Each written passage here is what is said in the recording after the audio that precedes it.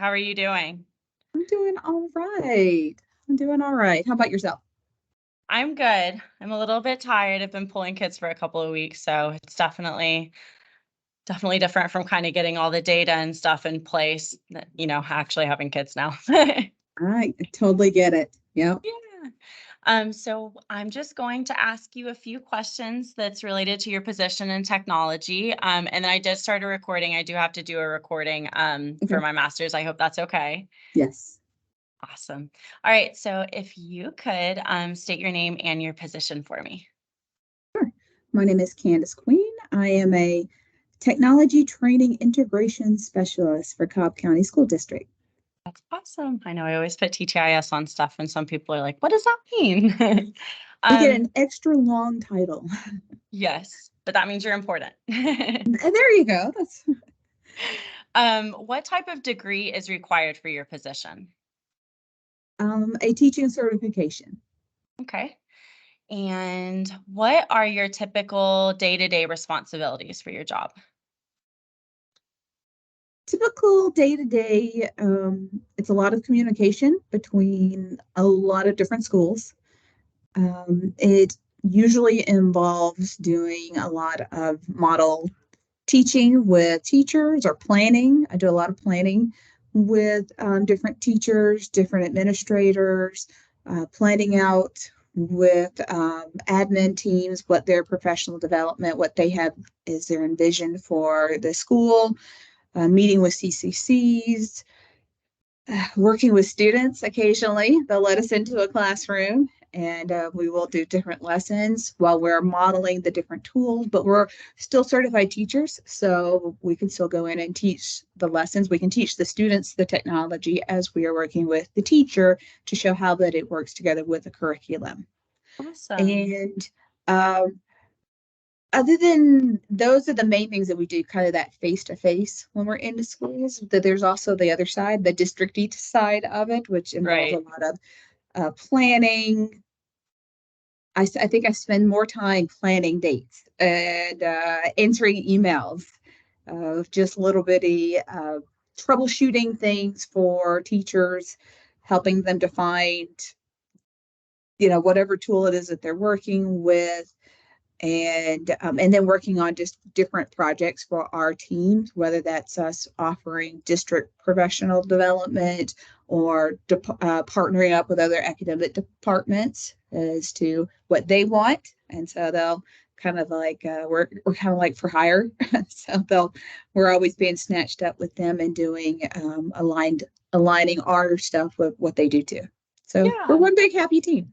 That's something that I loved so much too about your position as a TTIS is that you are able to go and do those professional developments and work with the staff and stuff, but you still get to be hands-on sometimes with the students. Mm-hmm. So I think that's, a little bit different district to district. And I know I explained to a lot of people in my master's courses that Cobb is different. Like the TTIS is they don't work in the building all the time. So you guys are kind of throughout the district working hands-on with different schools. And, that's a little bit different district to district, how the instructional technologists work. Yeah, you're right. We get together with we'll even get together with people of the same title in Hmm. other districts and talk about a lot of times the differences. We are very unique.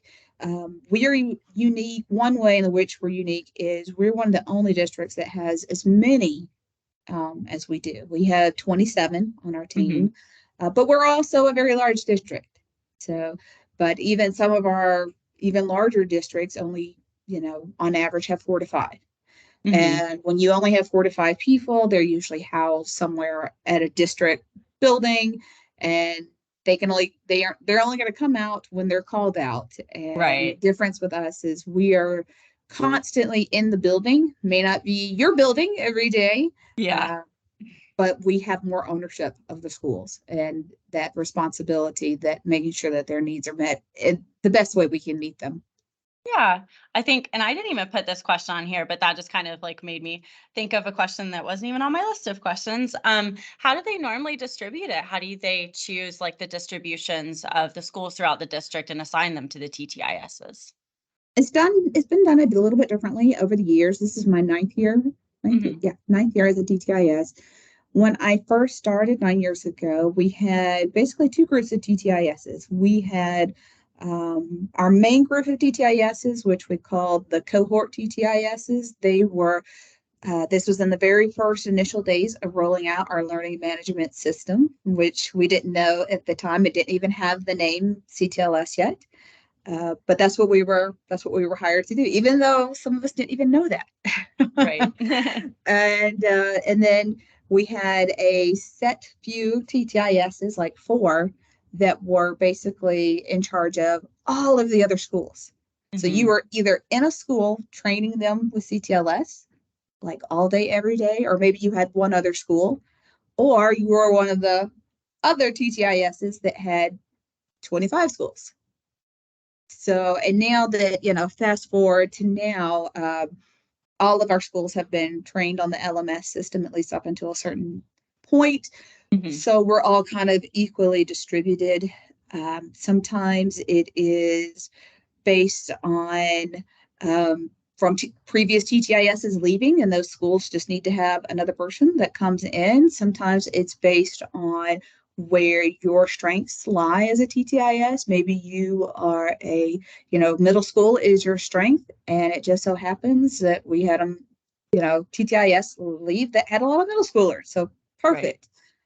Sometimes it's subject area. Sometimes it is close proximity to your house. That's you always know nice.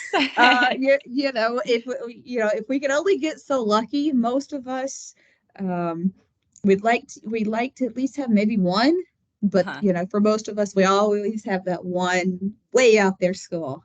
Right. And for you guys, Pittner is my way out there school. Oh no, I'm sorry. That's I okay, but apologize on on Pittner. the on the bright side, I've been at Pittner now more than I've been at any of the other schools this year. So Right. That's awesome. Well, I hope that you love it here. I do. I love this is a fabulous school. Yay. I do love it too. And you know that I'm new this year as well here at Pittner. So it We can be is. newbies together. Yes, we can. I always tell my new students that I'm like, it's okay that you're new because I'm new too. Not new That's to right. teaching. Don't get that wrong. That's right. Okay, so my next question is, how do you meet the needs of faculty and staff? I know you kind of did touch on a couple of things here and there, but what do you think are just kind of like the overarching ideas of, meeting the faculty and staff? And I know you said you're kind of for hire, so that's kind of, they're reaching out to you when they need you. But yeah, how do you meet the needs? Well, I strongly believe in relationships, Hmm. getting into those schools as much as you possibly can to build those relationships with teachers and with the admin staff. They're not going to ask you for things if they don't know who you are. Um, and that's hard, especially like for me this year. I've gotten three new schools Hmm. that were different than the past. So I truly do feel like I'm almost starting again, because in the past the schools that I had were schools that I've had since the very beginning, and it was really hard to like let them go and actually let them belong to someone else now and Right. start back over building those relationships again, and having less time to be in the school to actually be with them. But the flip side of it, the way our team is structured this year, we are structured a little bit differently in that we are in what we call zones. Hmm. So when a school does reach out and does need support, it doesn't have to be just me that can only support that school. It now can be me and a team of TTISs. Like, for Right. example, the past 2 days I've done model lessons in classrooms, and it's been me and another TTIS. So that's really nice. Mhm. That's something new that usually in the past it's kind of a lonely island. You're kind of on your own, and unless you Right. were a new TTIS to the team. But now we can use the full advantage of this sort of group effort, and we can come out and you know for example, do a model lesson with an entire grade level at one time, and not in the past where it would have taken me a week to get through everybody. We can get through the whole grade level in an hour. Okay. So that's really nice. But again, it does fall back on that building those relationships, meeting with teachers, communicating, finding out what they need, what they want. Yeah, even if, we've tried doing like needs assessment forms in the past, sometimes we'll do that. if we can get teachers to fill out a form, it doesn't, you could put on a form, this will take you 10 seconds to complete. And they're still not going to fill it out. Yeah. Um, but yeah, you're really going to get the most bang for your buck when you can meet them face to face and they can see you as a real person, and it matters more. Yeah. And I think, since COVID and stuff, there are a lot more opportunities to do those like PLs online and stuff. But it is so important getting out into the schools for sure. And I just thought of another question that actually wasn't on my list. You create these lists and you're like, I'm going to go by it. I got the questions off, but we're allowed to add our own, of course. What do you think is your most enjoyable thing for you to do? Do you enjoy going out and doing like a PL on CTLS, or do you enjoy more of doing those model lessons on like Minecraft and stuff? What do you think is your favorite one to do? My favorite one is when I do get to put what I do with PL when I actually get to do it in practice for real. Okay. Because I always like to say, it's really hard to convince someone to come in and buy a product, a piece of software or whatever you're promoting, if you haven't stood in that person's shoes and done it yourself. Mm-hmm. So I try not to get in front of a group of teachers and say, go use this thing. It's wonderful. It's great. If I haven't done it myself with the same type of students that they have. Okay. So for me, those model lessons are so important. Plus I get to, it reminds me of why I do this to begin with. But I do on that note, I do enjoy working with teachers. Right. If you'd asked me 9 years ago, it probably really would have been flipped the other way because I had no idea how difficult grown-ups could be. Oh, for sure. Talking to adults it's hard. Students can tell you how they feel about something, and there could be consequences for that. Adults can tell you how they feel all day. Right. And they're adults. They're allowed to do that. Mm-hmm. So, and that was really hard for me in the beginning to be able to separate the product, the tool from me, the person. On those days when insert tool, whether it be Microsoft, CTLS, Minecraft, whatever it was I was doing, Adobe, whatever, on the days when things didn't work, it was hard for me not to take that personal hit. I felt like I just lied to teachers. Right. When I hadn't. It's, you have to separate yourself personally from it, and whatever company you're working with and, using their software, they don't mean for anything to go out and not for it to work. That's never their intention either. But they need people like us to be able to report to them, because a lot of times teachers tell us and that message doesn't get relayed back to the right people. So, it's really nice to be able to have us to be able to kind of give that feedback directly back and be able to say it kind of in the tone that we know they want it said. Yeah. I know that hierarchy is it's difficult because, I've been on that side of being like a teacher and, oh no, that program, that instructional technology program that you want to use, or the board isn't working correctly. And now your class isn't behaving as well because your plan didn't go as scheduled. And now I completely understand what you meant when previously you had said people reach out to you, when they're angry, when they're upset. And that's kind of tough on a TTIS because like you're not HMH, you're not, smart. You're not the companies that are creating these products, but you're relaying that information to them that, things aren't working exactly as it is. A student can't log in that day and you get the fire from that. Right. And, the plus side of that is that we can have a little bit of credibility behind, not that teachers don't have credibility, you do. But I can, say, well, I've been to 4 different schools over the past 2 days, and I've seen this occur in all 4 places. As opposed to, oh, well, we've only gotten reports from one school. It must be either something happening at that one school or those teachers need to be trained. And then that we can, kind of get more information back. Nope, it's not a training issue. Nope, it's not on one school. It's just those were the only ones that put the ticket in. Right. And that's how you kind of informally get those like needs assessments done. You're like, okay, something's going on here at this school. We need to figure it out. We got to figure it out. Awesome. All right. So my next question is, do you have a budget that you control? and kind of how do you make those decisions on selecting resources?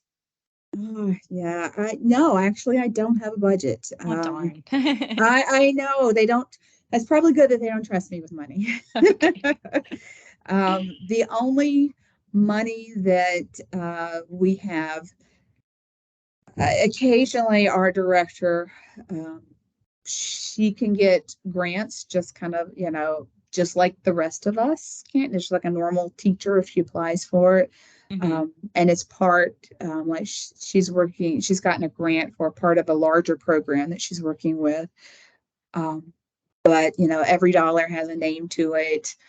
Um, so we don't get to, I mean, she may ask for input, maybe like, what is it that we think is what are you seeing in the schools right now? What are people wanting? What's the next that, because we need to be able to be like ahead Hmm. of kind of like, if teachers are here, we need to be over here to be able to support them.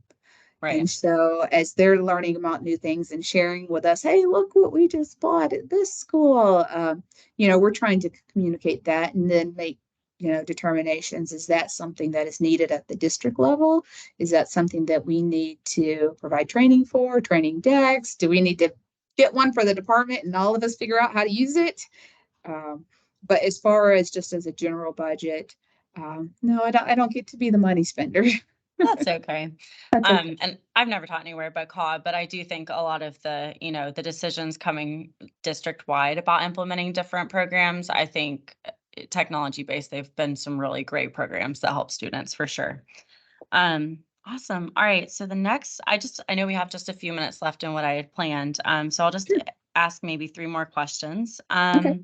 So this question is, how are technology decisions made, and kind of going in, how does like the hierarchy work, coming from, like who's your boss and then who works under you? Do you have like a committee? How does that kind of work coming from the district head? Sure. So, starting from my role, we have different project teams that Hmm. our team is divided up on. We have kind of a Microsoft project team, which includes things like Minecraft and Hmm. anything to do with Microsoft. I mean, Okay. anything and everything, Teams, SharePoint, OneDrive, you name it, that's Yeah. all part of that. Anything that's new that comes out. There's a lot of different tools and things and features that come out that don't necessarily get turned on for everyone in COM, because Mhm. sometimes it could just be confusing or it's not needed by teachers. It's not something we use because these are products used in the business world as well. So we get to kind of like explore that and make those recommendations. But then we have other project teams that work on things like iPads, and we have a team specifically devoted to just CTLS. We have a team that is devoted really to very STEM specific tools like all the robots and programming, and things of that nature. But then outside of our project teams, we also have what are called leads. And there are three leads in our district, three TTIS leads. And so our county, if you look at it, the county is kind of broken up by third, and each lead is in one zone area. And we are all divided up into those zones. And our leads, they manage kind of the day-to-day operations. So like they're the ones, like if I've got to be absent, they're the person I'm reporting to. If I need coverage for somewhere, I'm telling them. Before, or if I've got a situation that has risen up with, you know, a principal that's, demanding to speak to, whatever, The whomever, boss, the yes. boss. That's right. That's kind of like the first level.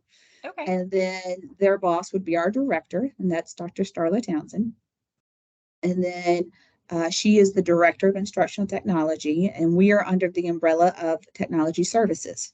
Mhm. So and that's one of what makes us different than a lot of other counties, because they fall under academics, whereas Mhm. our department falls under tech services.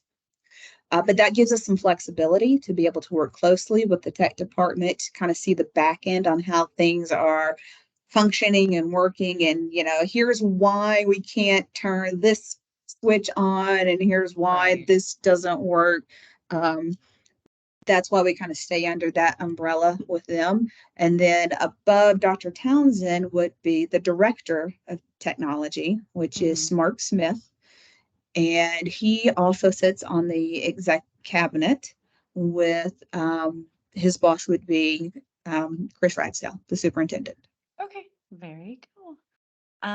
Awesome. So I know that's another thing too, is like trying to differentiate between the technology helpers that are in the school. Normally they have two schools, and they're the ones going around, making sure this is connected and making sure that is connected. And they're Right. on the instructional side.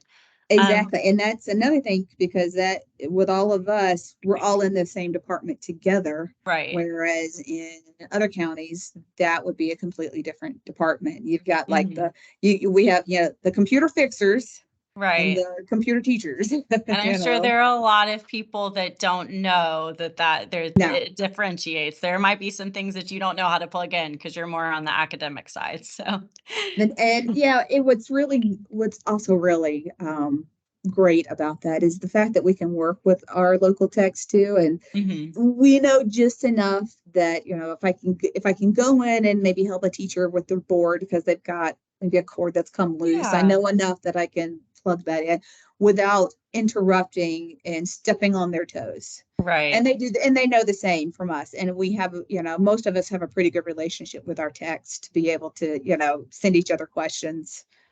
Yeah, So that's awesome. I try to give some tech help here and there too. I'm like, I'm getting my master's on it. I should be able to help a little bit, but taking a mhm. year off has kind of put me a little bit behind. There were some wires when I got in here that I was like, I don't know. Someone told me they're like, your board's not working because the power cord is not plugged in. And I was like, yes, that makes total sense. And that's totally okay, because it happens even to the best of us. And I do have I'll ask this one final question because I don't want to take too much of your time.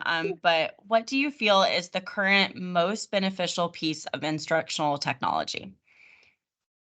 That one Hmm. might be a tough one, but I'm just curious to know, what do you think is the best? For me, I know I've always loved, loved, loved Lumio by Smart. And I know Rhonda, we talked about her, she did a PL for us at Sanders one time. And ever since she did that, the pandemic hit afterwards, and it was the best tool ever. But I'm just curious to know what your favorite is. It's like asking to pick a favorite child. Yes. um, and it just depends on what is being utilized for, The and context, yeah. where it's being utilized. Um, my I would not be doing, I would be doing my tool a big disservice if I didn't say it was Minecraft, because I do manage all of the Minecraft stuff for the county. Okay. Um, but that doesn't mean that I don't love Lumia just as much. Yes. So, like, it's hard for me to imagine doing a Minecraft lesson without adding the Lumio piece too, because Yeah. I can do the lab part, the experimentation part in Minecraft, and then do the assessment part, like the quick ticket out the door. Um, you know, I I don't, I wouldn't be able to do my job without Microsoft, without the tools. Right.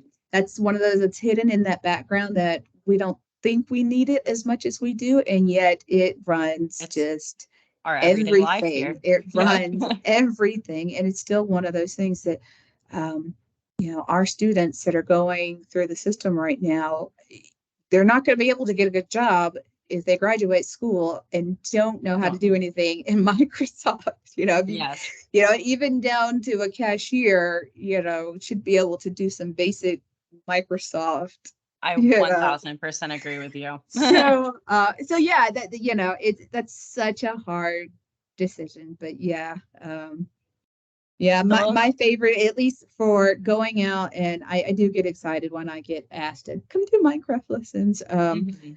But I do get excited on all the other things too. Okay. It's hard. It's so hard. So And I will say Minecraft is like the one thing that I don't have as much experience. I've never used it in the classroom. So yes, anytime that you're out here at Pittner doing anything Minecraft related, please invite Totally. me. Hopefully, I can't really step away from my groups, but my role here does have a lot of flexibility. So just let me know anytime you're here and I'll come and observe. Absolutely. Well, and I kind of have a thing for the underdog. It is the tool of choice for students Hmm. and probably Not the for least teachers. tool of choice Yep. for teachers. I know. I had kids come into my class when you were loading the program on, and one of my kids goes, "Don't close that computer." I was like, "Oops, I'm sorry. You should have told That me was that yesterday, before." But yes, which I we did. That was completely like a agree. 3 hour event, and we finally got them all on there. So, and that was great because that solved a county problem. Right. Hey, you never know what kind of problem, will affect other places. Fix That's something right. small here and That's right. awesome. All right. Well, thank you so, so much for your time. And again, let me You're know anytime you're in welcome. the building. Just send me a Teams chat. Hopefully, I can find some time in the day to either come and help you or observe you. Because, like I said, you have the role that I inspire to have one day. Well, I wish you all the best. And again, Thank you so also, same to much. you. If you ever have any other questions or Hmm. you just want to sit and chat. Oh, before we hang up, and Sure. if you want, you can go ahead and stop the recording. Okay. If you've got a minute, let's Yeah, talk I about do. um, setting up